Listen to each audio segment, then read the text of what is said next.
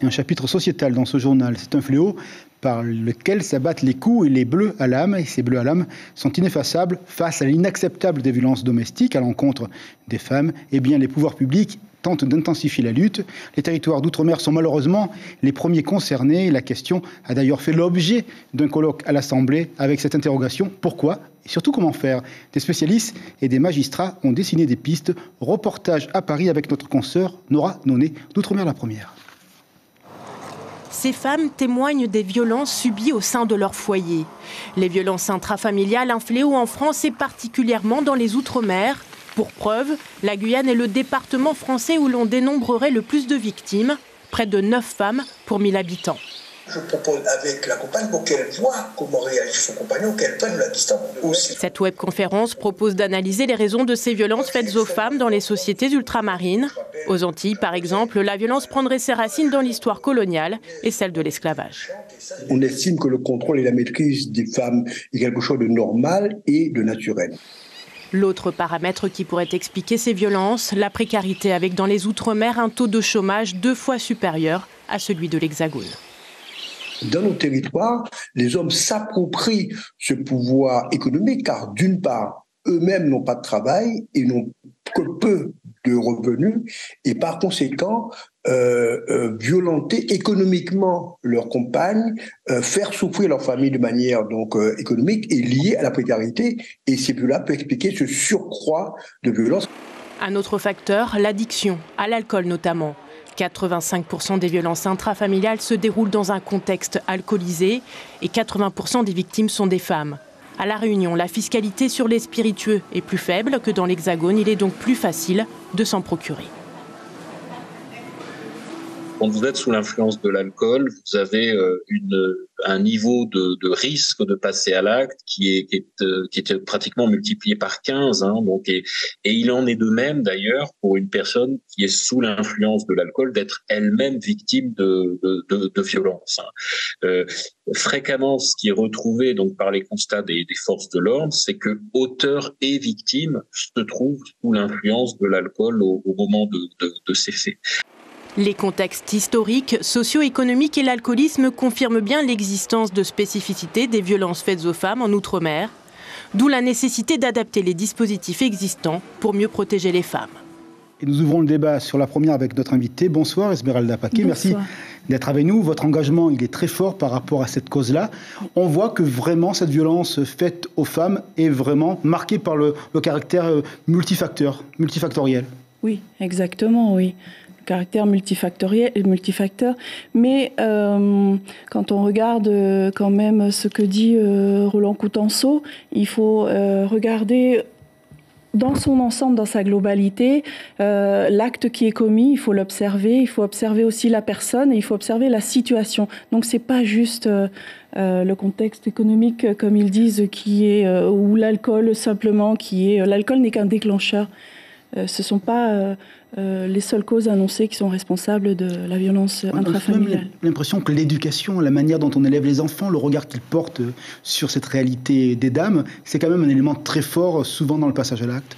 Effectivement, l'éducation, je suis d'accord avec vous. Quand on a un enfant, il faut apprendre à l'enfant à s'aimer. C'est tout un travail. Et à s'aimer et en même temps le transformer en un être qui va devenir sociable. Et c'est dans une culture où nous, on n'y échappe pas. On élève le garçon à l'idée que il doit être un tarané, la virilité elle passe par la prise de pouvoir, notamment dans le cadre familial ou dans le couple. On est dans des croyances qui n'ont plus lieu d'être. Donc c'est l'éducation qui doit remplacer ça. Avec les rencontres que vous faites dans le cadre de votre engagement associatif, vous avez le sentiment que les blessures narcissiques nées pendant l'enfance ou l'adolescence sont ce terreau fertile pour la violence ? Oui, c'est ce qu'on observe. C'est parce qu'on en met en soi qu'on est violent ? Oui, c'est ce qu'on observe à Vahineorama Tahiti, dans tous les Vahineorama d'ailleurs, c'est au niveau des blessures chez l'auteur. Mon Dieu, je ne sais plus ce que je voulais dire après. Ce que je vous propose, on va écouter un témoignage d'une dame qui est victime de violence et puis on revient reposer le débat.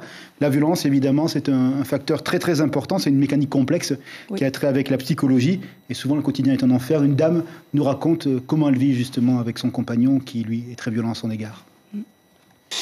La violence, elle avait déjà commencé depuis notre rencontre. Hein. Ben, il y a eu des harcèlements verbaux, physiques. Et c'est de là, un soir, où on a décidé de fêter la Noël, tout ça. Ben, là, il me disait à chaque fois qu'il allait changer. Hein. Après, bon, j'ai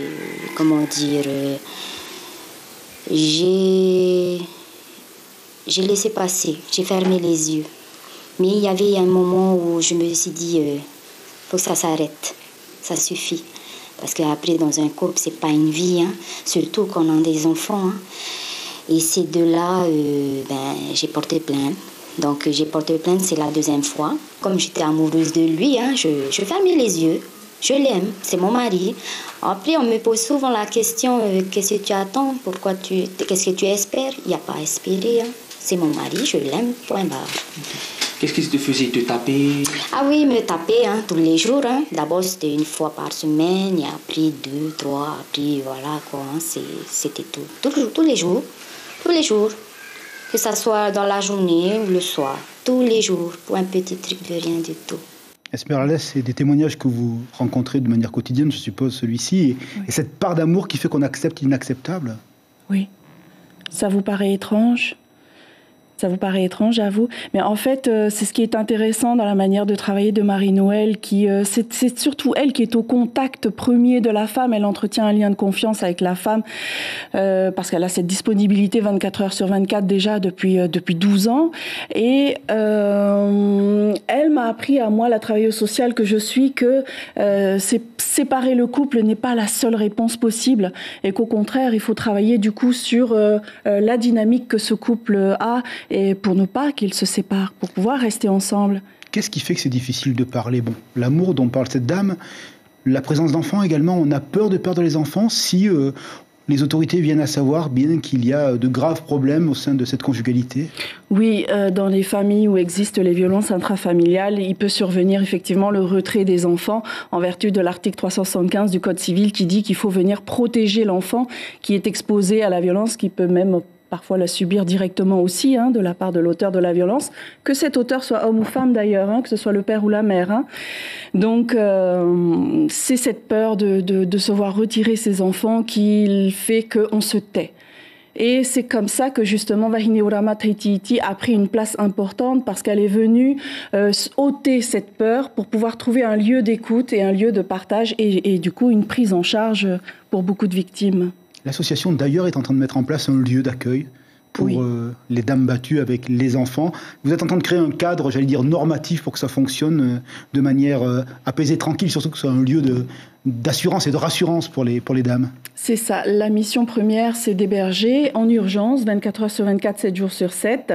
Et on a eu la chance que le pays, merci Président, a attribué 2 maisons pour pouvoir assurer cet accueil, cet hébergement en urgence. Et on est en train, donc c'est tout récent, hein, de quelques mois, on est en train de structurer la prise en charge, on est en train de la poser administrativement pour en faire un lieu qui va être professionnel. Et on sort un petit peu du cadre associatif, mais néanmoins on reste sous l'entité Wahineurama Taitiiti, mais on va professionnaliser effectivement l'intervention, ce que Marie-Noël a toujours souhaité depuis 12 ans. Merci beaucoup, Esmeralda Paquet, de nous avoir livré votre analyse. Et encore merci pour le travail mené avec Marie-Noël. Merci à vous. Merci. Très bonne soirée et bonne fête. Merci.